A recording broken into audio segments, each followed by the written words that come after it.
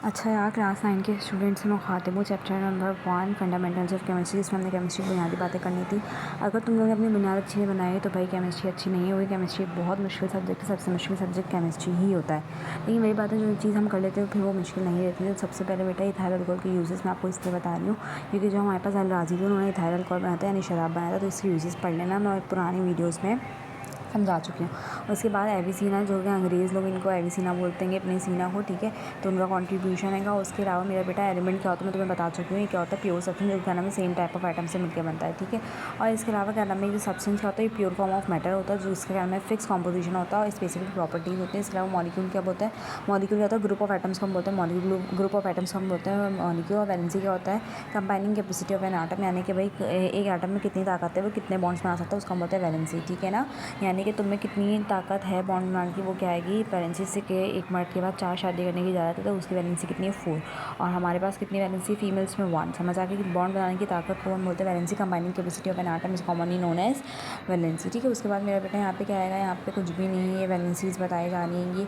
उसके बाद ना क्या नाम है, ये आगे आपका हिस्टोरिकल बैकग्राउंड ऑफ केमिस्ट्री है। कुछ साइंटिस्ट रह गए थे तो मैं आज रिवाइज करवा रही हूँ। सबसे पहले चार्ल्स आ जाएंगे। जैक्स चार्ल्स ने क्या किया था, इन्होंने चार्ल्स लॉ प्रपोज किया था, ठीक है। उसके बाद पैटेट ने क्या किया था, स्पेसिफिक हीट ऑफ एलिमेंट्स बताए थे। उन्होंने क्या किया था, एक्सप्लेन किया था क्या, specific heat of elements, elements की ना स्पेसिफिक हीट बताई थी। और बर्जीलियस ने क्या किया था, इन्होंने इंट्रोड्यूस किया था chemical symbols, formulas and equations, ठीक है। और मेंडलीव ने क्या किया था, पीरियडिक टेबल को क्या किया था, अरेंज किया था। जो पुराना पीरियडिक टेबल था ना उसको मेंडलीव ने अरेंज किया था, जो नया है मॉडर्न है उसको मोज़ले ने किया था। रेनियस ने क्या किया था, एसिड बेस की थ्योरी दी थी, आयनाइजेशन थ्योरी दी थी। क्या दी थी, एसिड बेस की थ्योरी दी थी और क्या दी थी, आयनाइजेशन थ्योरी दी। क्या दो थ्योरी दी थी, कौन कौन सी, एसिड बेस की थ्योरी और आयनाइजेशन थ्योरी, ठीक है ना। और माइकल फैराडे ने क्या किया था, इलेक्ट्रिसिटी और इलेक्ट्रोकेमिस्ट्री में काम किया था, ठीक है ना। इलेक्ट्रोमैग्नेटिज्म और इलेक्ट्रोकेमिस्ट्री में काम किया था, ठीक है। इसके अलावा जेड और जे थॉमसन ने क्या किया था, जेड और जे थॉमसन ने क्या था, इलेक्ट्रॉन को डिस्कवर किया था, चार्ज के थॉट रे एक्सपेरिमेंट किया था, ठीक है ना, डिस्चार्ज ट्यूब वाला। नील बॉर ने क्या किया था, बॉर मॉडल दिया था, ठीक है, एटम का बॉर मॉडल दिया था, ठीक है। और बॉर एटॉमिक थ्योरी दी थी। अर्नेस्ट रदरफोर्ड ने क्या था, न्यूक्लियस को डिस्कवर किया था। इन्होंने क्या किया था, न्यूक्लियस को डिस्कवर किया था और न्यूक्लियर मॉडल दिया था एटम का। इसके अलावा ये जो श्रोडिंगर है, इन्होंने क्या था, क्वांटम मैकेनिकल मॉडल दिया था एटम का। इन्होंने क्या दिया था, क्वांटम मैकेनिकल मॉडल, ठीक है। अब उसके बाद सर्टेन ब्रांचेस हमने पढ़ी थी, फिजिकल वगैरह वगैरह। उसमें से ग्रीन केमिस्ट्री मुश्किल है तो ग्रीन केमिस्ट्री को अलग से पढ़ा रही हूँ। Study of environmental friendly chemical process, मतलब वो इस क्या नाम है ब्रांच में हम वो ऐसे प्रोसेसेस को डिस्कस करते हैं जो कि एनवायरमेंटल फ्रेंडली हो। इस ब्रांच ऑफ केमिस्ट्री हम ऐसे प्रोसेसेस को डिस्कस करते हैं जो कि क्या हो, एनवायरमेंटली फ्रेंडली हो और एनवायरमेंट को क्या नाम है लेस नुकसान पहुँचाए। क्वांटम केमिस्ट्री में ना हम क्वांटम फिजिक्स को यूज़ करके एटम्स और मॉलिक्यूल्स के बिहेवियर को पढ़ते हैं और इलेक्ट्रॉन के बिहेवियर को समझने की कोशिश करते हैं और देखते हैं कि उसकी लोकेशन कहाँ आएगी, ठीक है। और ये समझने की कोशिश करते हैं कि वो बॉन्डिंग कैसे करता है। Study of atoms and molecule using quantum physics, quantum physics को यूज़ करते हैं हम एटम्स और मॉलिक्यूल्स की स्टडी करते हैं, एटम्स और इलेक्ट्रॉन्स के बिहेवियर को समझने की कोशिश करते हैं क्वांटम फिजिक्स को यूज़ करते हुए। इससे हमें पता चलता है कि इलेक्ट्रॉन्स कहाँ होते हैं और केमिकल बॉन्ड्स को कैसे बनाते हैं। बात समझ में आ गई। उसके बाद केमिकल स्पीशीज़ क्या होते हैं बच्चों, ये सारी चैप्टर नंबर 1 की डेफिनेशन है, फंडामेंटल्स ऑफ केमिस्ट्री की डेफिनेशन है। अगर तुम लोग समझोगे तो तुम्हारे लिए बहुत फ़ायदेमंद होगा, बिकॉज फंडामेंटल्स ऑफ केमिस्ट्री का मतलब है केमिस्ट्री की बुनियाद। मैं तुम लोग की रखी हूँ केमिस्ट्री की बुनियाद। तो भाई केमिकल स्पीशीज़ क्या होता है, any atom molecule ion that take part in chemical reactions को क्या बोले, केमिकल स्पीशी। कोई भी एटम है, कोई भी आइन है, कोई भी मॉलिक्यूल है, कोई भी एटम, कोई भी आइन, कोई भी मॉलिक्यूल, अगर वो केमिकल रिएक्शन में टेक पार्ट करे तो उसको हम क्या बोलेंगे, केमिकल स्पीशी। क्या बोलेंगे, उसको हम केमिकल स्पीशी बोलेंगे, ठीक है। आइन क्या होता है भाई, कोई भी आटम या ग्रुप ऑफ आटम जिसके पास पॉजिटिव या नेगेटिव चार्ज उसको हम क्या बोलते हैं, आइन। कोई भी आटम या ग्रुप ऑफ आटम जिसके पास क्या हो, पॉजिटिव या नेगेटिव चार्ज उसको हम क्या बोलते हैं, आइन। उसको हम क्या बोलते हैं, आइन। जैसे सोडियम के पास पॉजिटिव साइन और क्लोरीन के पास नेगेटिव आइन, ठीक है ना। और जिसके पास क्या नाम है, आइन होता है ना, उसको फिर वो हम क्या बोलते हैं, चार्ज पार्टिकल। उसको हम क्या बोलते हैं, चार्ज पार्टिकल। अच्छा, आइन के ना 2 टाइप्स होता है। आइन के कितने टाइप्स होते हैं, 2, कैटाइन और एनाइन। जो पॉजिटिव चार्ज होता है उसको हम बोलते हैं कैटाइन और जो नेगेटिव चार्ज होता है उसको हम क्या बोलते हैं, एनाइन। मैंने आपको क्या बताया, आइन के 2 टाइप्स होते हैं, एक होता है कैटाइन, दूसरा होता है एनाइन। जो नेगेटिव चार्ज होता है उसको हम क्या बोलते हैं, नेगेटिव चार्ज पार्टिकल को हम बोलते हैं एनाइन और जो पॉजिटिव चार्ज पार्टिकल होता है उसको हम बोलते हैं कैटाइन, ठीक है। बात समझ में आ गई। उसके बाद मेरा बेटा क्या है, मॉलिक्यूलर आइन। भाई जाहिर सी बात है, एक ग्रुप ऑफ एटम जिसके पास क्या नाम है, पूरे के पूरे क्या नाम है, एक मॉलिक्यूल पर चार्ज है उसको हम क्या बोलेंगे, मॉलिक्यूलर आइन। उसको हम क्या बोलेंगे, मॉलिक्यूलर आइन। जैसे कि NH4 के ऊपर पॉजिटिव +1 का साइन होता है, ठीक है। सल्फेट के ऊपर -2। तो ये पूरे मॉलिक्यूल के ऊपर जो क्या नाम है चार्ज होता है उसको हम क्या बोलते हैं, मॉलिक्यूलर आइन, ठीक है ना।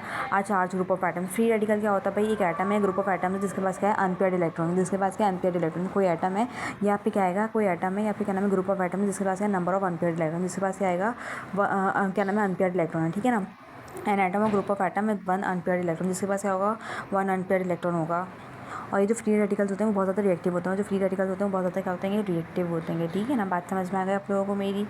अच्छा, उसके बाद क्या नाम है हमारे पास क्या नाम है क्या आ जाता है, एवोगाड्रोस नंबर आ जाता है। एवोगाड्रोस नंबर क्या आएगा 6.02 10 की पावर 23, ठीक है। 6.02 10 की पावर 23 को हम क्या बोलते हैं, एवोगाड्रोस नंबर, जो कि एवोगाड्रो ने क्या नाम है प्रपोज किया था और एन एस इसको रिप्रेजेंट कर रहा है। Tells us how many particles present in one mole of a substance, ये बताता है कितने पार्टिकल्स प्रेजेंट है किसी भी सब्सटेंस के एक मोल में, ठीक है। बात समझ में आ गई। उसके बाद क्या नाम है बेटा मोल क्या होता है, atom and molecule are too small to count, मतलब एटम्स और मॉलिक्यूल बहुत छोटे क्योंकि हम गिने 1 by 1। तो केमिस्ट क्या नाम है मोल के जरिए काउंट करते हैं, ठीक है। किसके जरिए काउंट करते हैं, मोल के जरिए। तो मोल क्या है, काउंटिंग यूनिट। केमिस्ट्री में मोल क्या है, काउंटिंग यूनिट। केमिस्ट्री में मोल क्या आएगा बच्चों, काउंटिंग यूनिट है। Mole is a counting unit in chemistry, 1 mole contain 6.02 particles, ठीक है। अब वो पार्टिकल्स में एटम्स भी हो सकते हैं, मॉलिक्यूल भी हो सकते हैं, आइंस भी हो सकते हैं, ठीक है।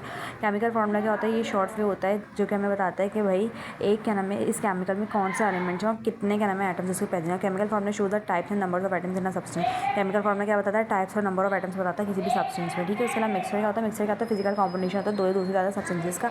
और होमोजेनस मिक्सचर भी होता है जिसका यूनिफॉर्म कॉम्पोजिशन होता है, ठीक है, जो कि सेम दिखता है थ्रू आउट द सॉल्यूशन, ठीक है ना। और इसके आप डिफरेंट पार्ट्स नहीं देखोगे, सही है, सारा एक ही जैसा सॉल्यूशन होगा। और हेटेरोजेनस में क्या होगा, डिफरेंट पार्ट्स होगा, ठीक है। और सर्टेन एग्जांपल्स में पढ़े। एम्पिरिकल फार्मूला को हम सिंपलेस्ट फार्मूला भी बोलते हैं, सही है। एम्पिरिकल फार्मूला को हम क्या बोलते हैं, सिंपलेस्ट फार्मूला भी बोलते हैं। Empirical formula tells us simplest ratio of atoms in a compound. Empirical formula क्या बताता है, सिंपलेस्ट रेशियो बताता है एटम्स का कंपाउंड्स में। मैंने आपको क्या बताया, एम्पिरिकल फार्मूला आपको क्या बताएगा, सिंपलेस्ट रेशियो बताता है एटम्स का कंपाउंड में।